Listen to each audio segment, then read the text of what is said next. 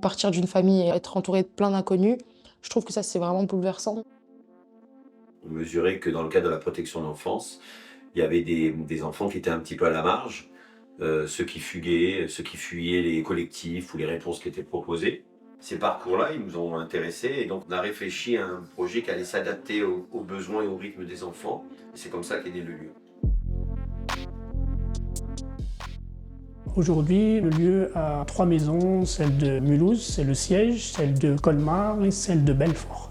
On va voir les jeunes, ils nous envoient les poulets au début, puis ils sont étonnés qu'on s'intéresse à eux.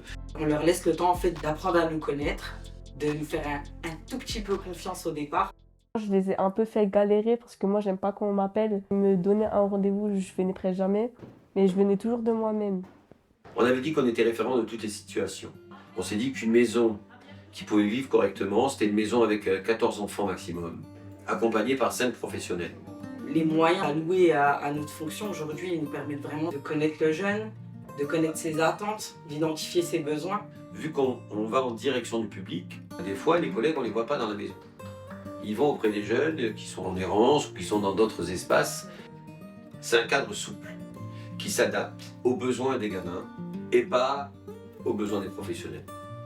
On se dit au lieu en fait que le jeune n'a pas à faire la preuve qu'il mérite notre accompagnement. Donc on ne va jamais baser notre accompagnement sur ce qu'il a fait de bien ou ce qu'il a fait de moins bien. La galère, c'est l'expression de leur souffrance. Accueillir, c'est pas accepter. Je pense que c'est la seule manière pour permettre à ces jeunes de pouvoir dire quelque chose de ce qu'ils font. Même quand ils vont pas bien, ça c'est peut-être la plus grande réussite du lieu. Même quand ils vont pas bien, ils peuvent venir nous dire que ça va pas. Il n'y a pas de façon d'être. McDonald's, on dit venez comme vous êtes. Bah, au lieu, venez comme vous êtes aussi. Venez comme vous êtes.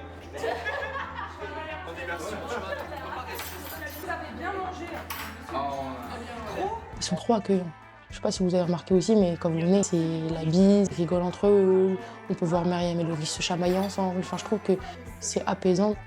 Généralement, je viens tôt au bureau le matin parce que je me dis qu'après, dans la journée, il va y avoir du mouvement et j'ai envie de profiter de ces moments où la rencontre avec l'autre, l'humain, ça n'a pas de prix. Un des piliers, c'est la liberté. C'est la liberté de chacun de tout le temps inventer quelque chose de supplémentaire pour partir à la rencontre du public. Moi, je suis à Robapa. C'était trop bien. C'est le théâtre, j'aime bien. J'ai un problème avec le théâtre. Je suis obsédée. J'ai pas encore le courage de le faire. Mais ouais, ça pourrait être bien. Ouais. Le théâtre de l'opprimé permet de réfléchir un peu à toutes ces émotions qui ont été enfouies. J'entends toutes ces choses qui me touchent, toutes ces choses que j'ai vécues, mais je suis là et je reste sur scène en fait, je porte mon texte. Et par ce que j'ai vécu, j'ai envie de transmettre toutes ces émotions, quoi. Au lieu, il y a toujours cette vision de vivre avec d'autres, de faire une pièce de théâtre et de la partager avec d'autres, voire d'inclure d'autres personnes dans cette pièce de théâtre. Mais c'est aussi faire du sport avec d'autres, intervenir au même titre que les professionnels, par exemple dans des formations. Ces prétextes à la rencontre vont aussi parfois permettre aux jeunes de se rendre compte « Ah finalement j'aime trop écrire, j'aime trop aller à la boxe ». Ce qui est bien c'est que ici tu peux t'essayer mec. Tu vas tomber, c'est pas grave. Ici t'as le droit en fait de te tromper.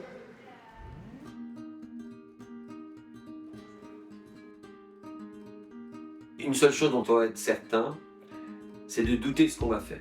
Mais le doute ne doit surtout pas nous éloigner de l'action. On va tester quelque chose qui est validé par l'équipe. Si ça marche pas, ok, ça va pas marcher.